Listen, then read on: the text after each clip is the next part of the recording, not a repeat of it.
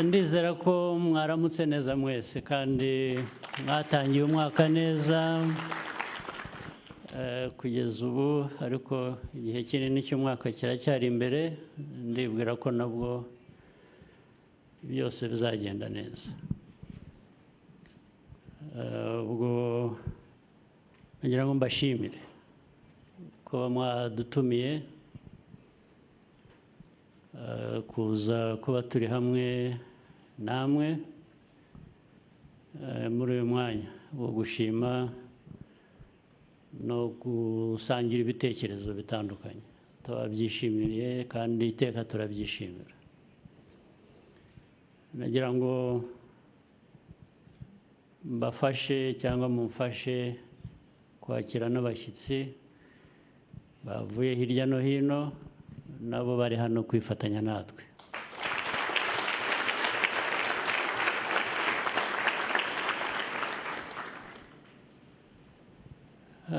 Ndagira ngo mpere ku bivugwa buri gihe, kandi kuko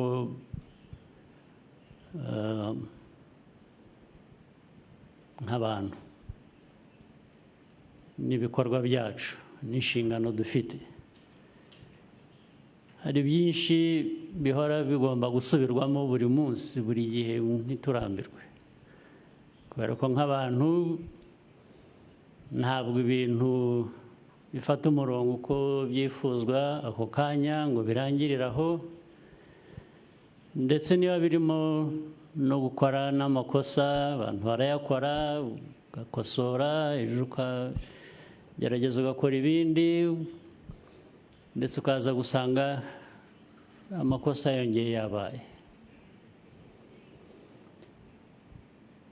Hari ijambo riduhurije hano rero, ijambo ndetse rijyanye no kuba turiho.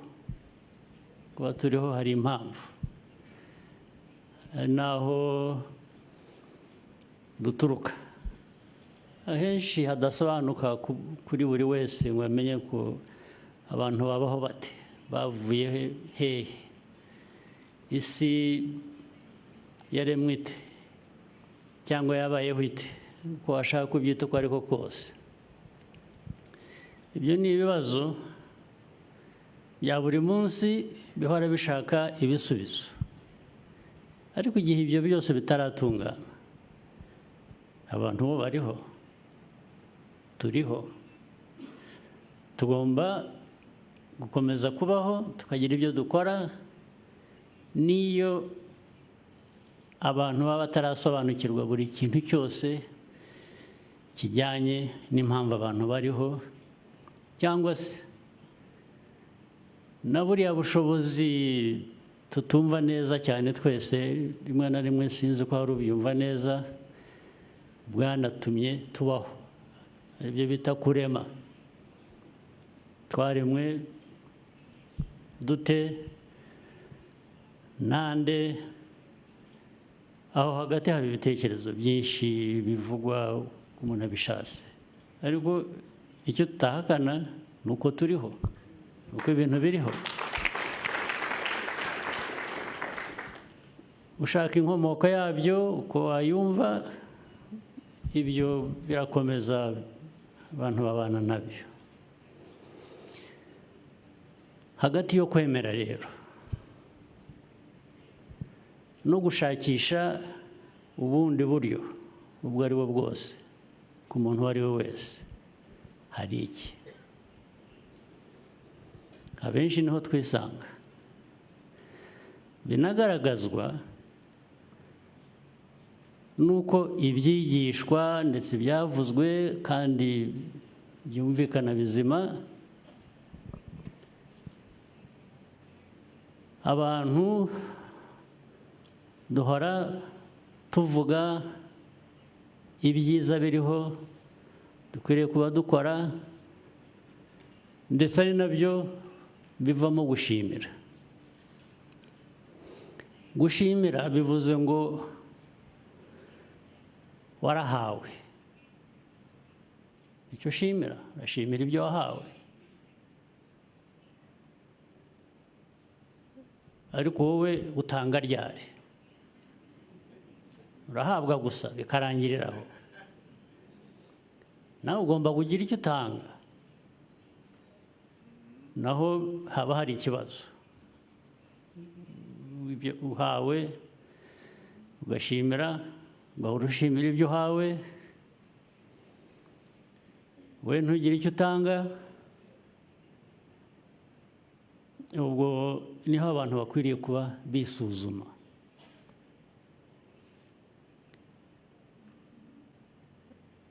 Ni naho rero haturuka muri ya nyigisho twumvise,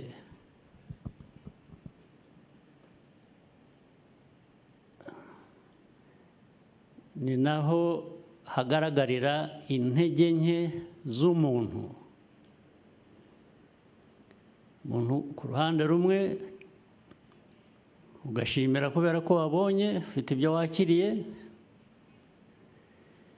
ku rundi ntihagire ikikuvamo ngo kigere ku bandi. Byagenze bite? Niho rero ingufu nke z'abantu zikomeza kugaragarira, ni nazo ziganisha mu byo twahoze twumva. Dushakira cya kintu gihuza, rwa rutindo ruhuza kumenya, guhabwa,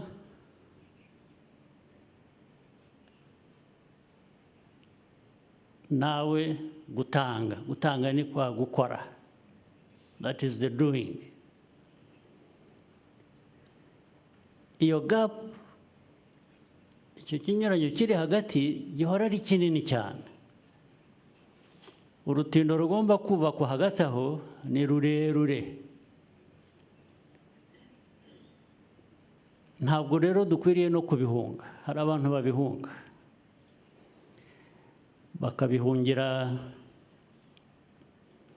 mu ikuzo, kwikuza, ku buryo ndetse wowe ushaka kwerekana ko uruta abandi. Ariko ibyinshi kwa kwikuza, kwa gushaka kwerekana ko uruta abandi, biba mu mvugo gusa, ntabwo biba mu nkora, mu gukora. Ariko niho bikwiriye. Niba ushaka kuruta abandi, bive mu gukora, ubigaragaze, ndetse binagaragarire mu nyungu abandi babivanyemo. Rero nabyita mu buryo busanzwe, mu magambo asanzwe,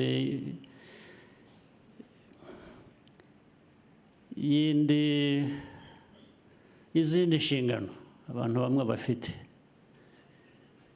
ni urugamba. Ni nko guhara ku rugamba. Guhara ku rugamba uringaniza ibyo tuzi dukwiriye kuba dukora, bwa bumenyi bubiduha, n'ibikorwa dukwiriye kuba dukora. Kandi ibyo ntushobora kubihisha, ntushobora kubeshya abantu uti jyewe ibintu byose nzi mbishyira mu bikorwa. Oya, ibikorwa kuba bihari cyangwa bidahari bizakugaragaza. Ntushobora kubeshya.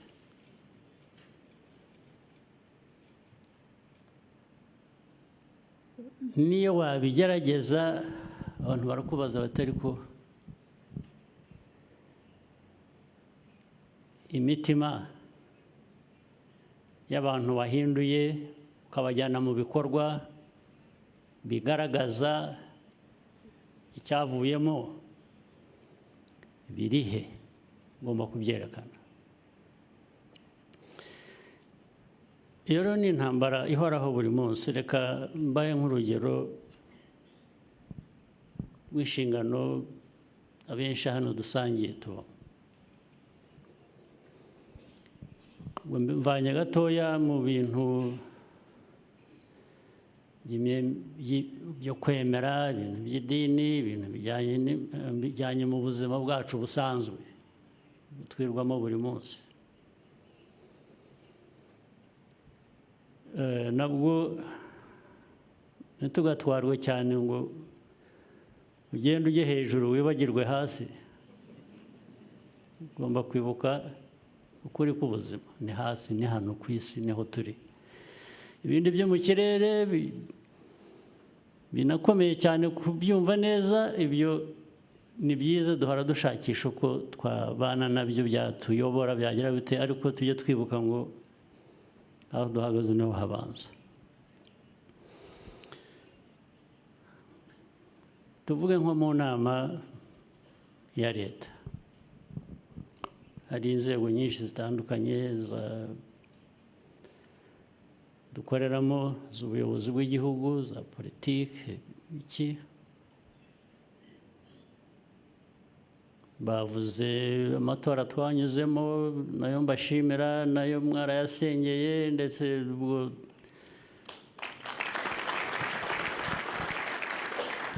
turabishimira.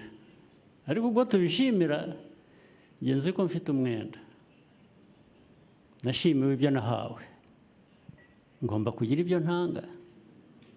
Ntabwo nashimira gusa, ntabwo nahabwa gusa ngo nishime, ariko abantu bategereze ku kizamvamo kijyanye n'icyo nahawe ngo kibure. Ubu mba mfite ikibazo. Muri leta, mu mikorere ya buri munsi, turicara no mu nama, tugafata ingamba z'ibizakorwa, bizabikora bizava he, abazabikora ni bande, tukabyumvikana. Ndetse tukongera tukicara, ibintu byose tukabishyira ku murongo. Umwe ashinzwe iki, undi ashinzwe iki, twagihuriyeho, twakiganiriye.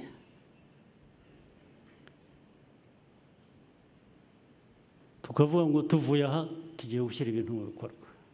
N'amikoro arahari kuri bimwe, ntabwo amikoro aboneka kuri buri byose, ariko ndavuga ku mikoro aboneka ahari n'ibyo agomba ayo mikoro gukora.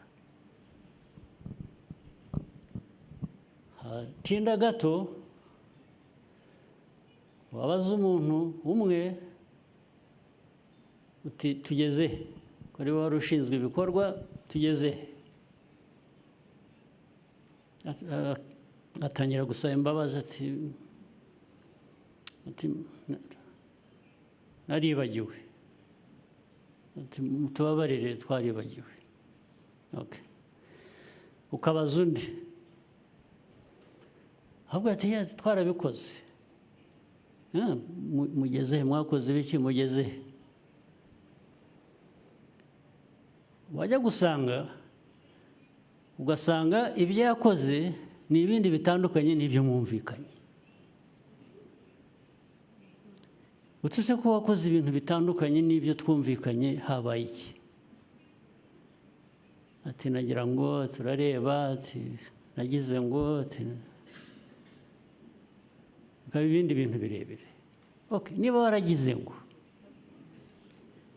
niba hari ikindi wabonye cyari kinyuranye n'ibyo twumvikanye kizima ugomba gukora, kuki se utasubiye inyuma ngo natwe twese tubimenye, tuvuge ko hari inama twungutse dukwiye kuba dukurikiza? Habaye iki? Mu ncamake, umuntu ahera ko asaba imbabazi gusa. Ibyo rero ntabwo ari ikibazo kinini, ibyo birasanzwe, umuntu yakora ikosa, ibyo rwose kuri ibyo nta nubwo ari cyo kibazo. Ariko iyo bibaye rimwe ku muntu umwe akabisabira imbabazi, uwo muntu ejo bikongera bikagenda gutyo, ejo bikongera bikagenda gutyo, ntabwo biba bikiri ya makosa akorwa gusa kubera ko uri umuntu, kuko abantu bakora amakosa, ryabaye ikosa ryahindutse icyaha. Ni icyaha, ntabwo bikiri ikosa risanzwe ry'abantu bakora.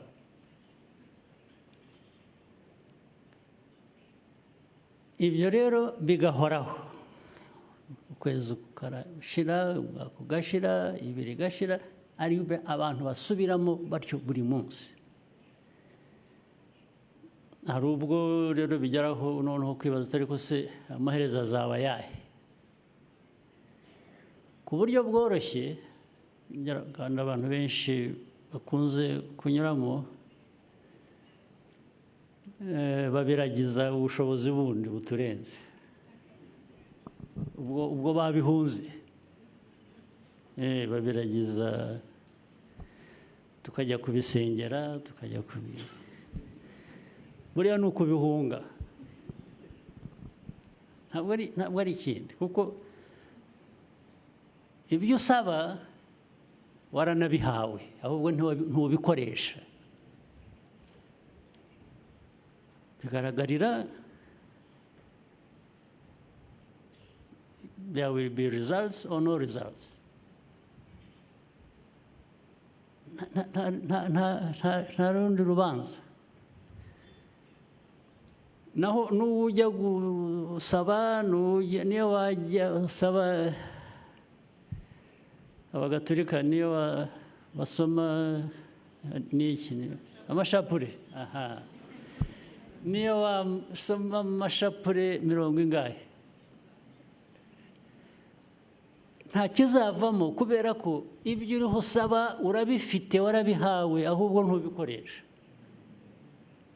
Ahubwo ni uko abo tunasenga cyangwa ibyo bwa bushobozi tutavugana nabwo ngo gutyo. Hari abavuga ko bavugana nabwo ariko ngenzi ko bikigoranye, biragoranye. Ariko niba twavuganaga n'ubwo bushobozi ku buryo bworoshye gutyo, rwose buba butubwira batari urashaka iki, wansabye iki ndakiguha, ahubwo wagombaga kugikoresha kugira ngo ugere kuri iki, ntabyo wakoze. Ubu urasaba iki, keretse niba usaba ngo abe ari cyo ukigukorera. Nabyo rero ubu ni ikindi kibazo tugomba kwibaza rero, twebwe nk'abantu mu byo dushinzwe, mu bushobozi butandukanye dufite ariko bufite aho bugarukira, ugomba gusubira inyuma, utari kumbikoresha iki. Ba bandi bavugaga who have arrived where? There is no such arrival. Kuko niyo mpamvu niyo waba wageze aho washakaga, hari ahandi hagusaba kugera.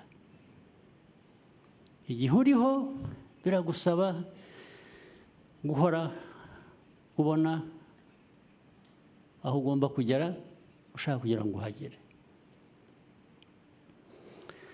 Nanone reka mbigarure mu buzima bwacu busanzwe nk'abantu. Inzego za leta reka mbe nzishyize iruhande, ariko hari n'ubuzima busanzwe bw'abantu, bw'imibanire, bw'imico, bw'imikorere, bw'ibiki.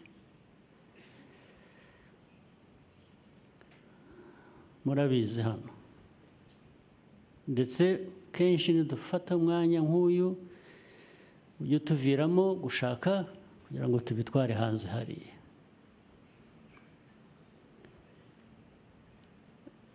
Ibi tuganira nuko twahuriye hano n'ibyo tuvuga, erega nabyo ni uburere. Ubu turi mu burere buduha gutekereza neza no gushingira ibikorwa byiza kuri ibyo dutekereza. Reka njye hanze mu buzima busanzwe.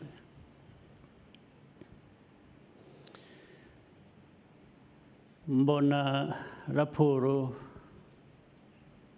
hafi buri gitondo, cyangwa se mu cyumweru mba mbonye nyinshi zimbwira ko abantu bifashe hirya no hino, ese mu gihugu abantu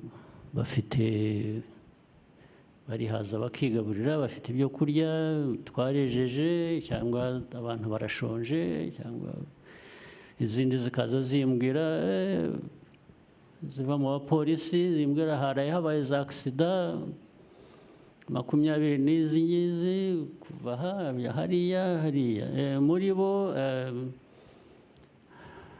50% zabaye kubera ko bari basinze. Abantu baraye bicanye, hari abantu bapfuye bazi indwara, undi yazi iki, undi umugore yaratemwe n'umugabo we, rimwe na rimwe biba the other way around, ariko nibyo bikeya kurusha.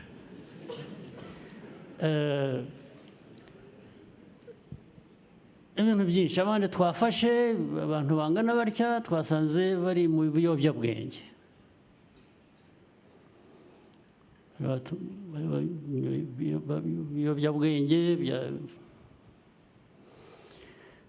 imiryango yahungabanye,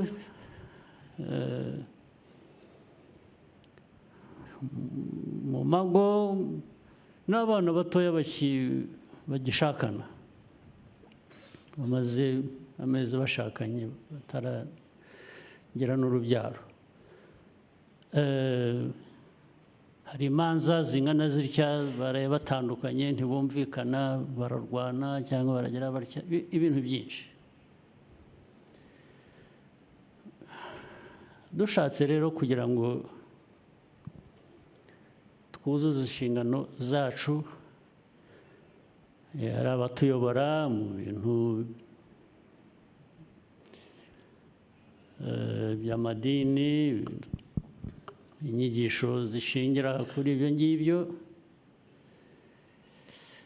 dukwiriye kwibuka kubikoresha uko bishobotse kugira ngo tugabanye ibihungabanya umuryango nyarwanda. Kubikoresha uburyo ubwo ari bwo bwose. Iyo ubona umubare w'abana bashakanye ejo bundi b'imyaka 20, umwe n'9 undi n'5 bashakanye, n'uwa 30 abakiri muto, ibyo bashakaniye ntabwo ari intambara, ntabwo ari ukurwana hagati yabo ya buri munsi. Bashakanye bagira umuryango utuze, amahoro, ndetse umere neza, ugenda ukura. Ntabwo ari ukwirirwa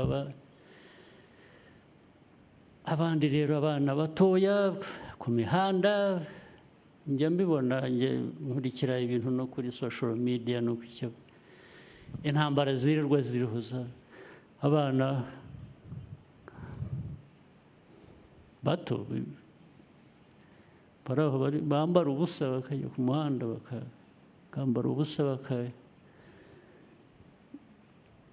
uwambara ubusa ararata iki undi adafite, twese tudafite. Kwambara ubusa, kwambara ubusa, nta dini iribaho ryo kwambara ubusa, nta muryango ubaho kwambara ubusa. Ariko burya kwambara ubusa ntabwo ari bwa busa, burya bambaye ubusa no mu mutwe. Ni ubusa buri mu mutwe, nicyo kibazo, niho bishingira. Mbwira rero ukuntu wakwemerera umuryango nyarwanda kubaho gutyo, ukibwira ko nubwo twicaye hano twebwe nk'abayobozi mu nzego zitandukanye, inshingano tuzaba twuzuza ni izihe? Ni izihe? Tuzibaze, ni izihe? Ni izambika ubusa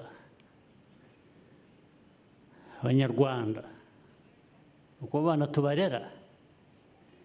ariko ari abana ari abakuru ari iki nuko turerwa uko turera ba bandi rero navuze b'ibiyobyabwenge ugasanga mu bakuru abantu bakuru mu muryango ariko bya biyobyabwenge nibyo bivamo ingaruka zindi z'imiryango guhora irwana buri munsi buri munsi buri munsi wanakwicaza n'abantu ukababaza turi murapfa iki hakazamo rero bya bindi buri wese yumva ko ari uri mukuri ntawe ushobora korohera undi ngo babiganire bakemure ibyo ushaka ineza ushaka niyo n'undi ashaka uruhare tugira twebwe nk'abayobozi baba mu madini baba muri leta ni uruhe ruhare tugira rwo kugabanya ibyo bintu muri twe mu miryango hanze turebe hirya tubyihorere tuvuge ngo bibe uko bishatse twaba tumaze iki se twaba twebwe inshingano zacu ari izihe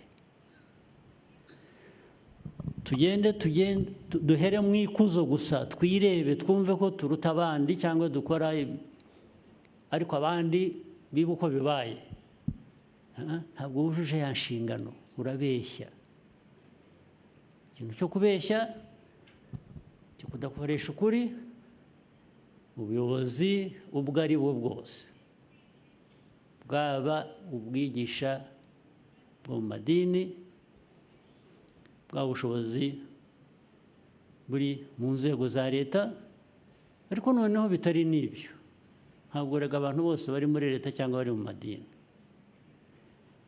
ubushobozi n'ukuri bukwiye kuba gukoreshwa no mu bantu gusa mu muryango wawe nta ushyize idini iruhande ugashyira ko leta iruhande no mu muryango wawe ikiganiro ugirana n'umuryango wawe gishobora gufasha kubaka ni ikihe ukwiye kubyibaza buri munsi buri munsi buri munsi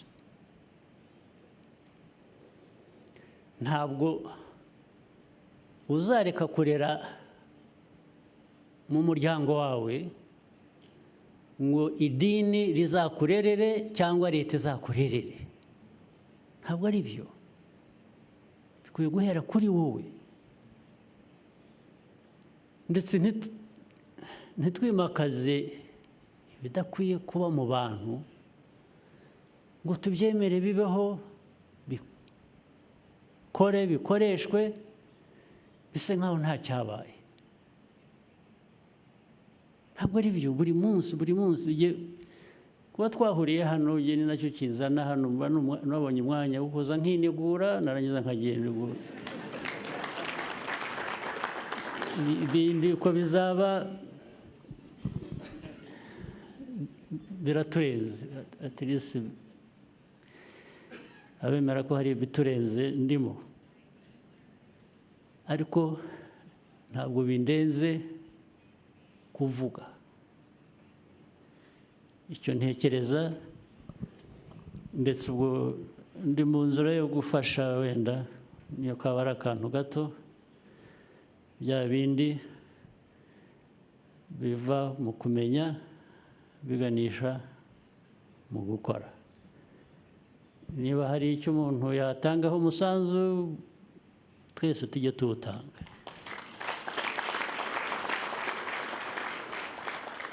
ariko ndabasabye ibintu nababwiye mbona ntabwo nabishyize mu ukuri kwabyo kose uko bingana ni byinshi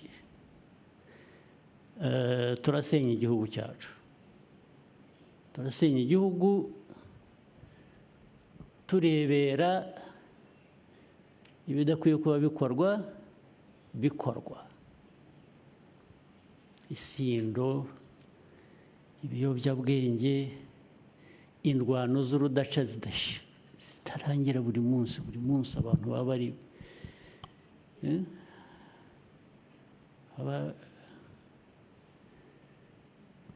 bashikurana nitubibona nababwiye ko mbibona muri raporo mpabwa ikintu cya mbere kinza mu mutwe ndabaza ariko tugomba kuba dufite ibibazo mu buyobozi bwa leta ndetse n'ubw'abandi ntavuze bigomba kuba bihari ngo hari ikibazo tugisuzume rero ntitukajye hanze gusa ngo tunyure hejuru y'ibintu tuvuge neza ndetse tube ibitangaza kuba igitangaza ni byiza ariko kuba igitangaza ubigirwa n'abo wafashije nabo kuba baba igitangaza niba ntabo wafashije ntukwiriye kumera neza ngo ube bihagije ukwiye kumera neza ubishingira ku bandi watumye bamera neza reka ndangiriza aho murakoze muhorane imigisha y'Imana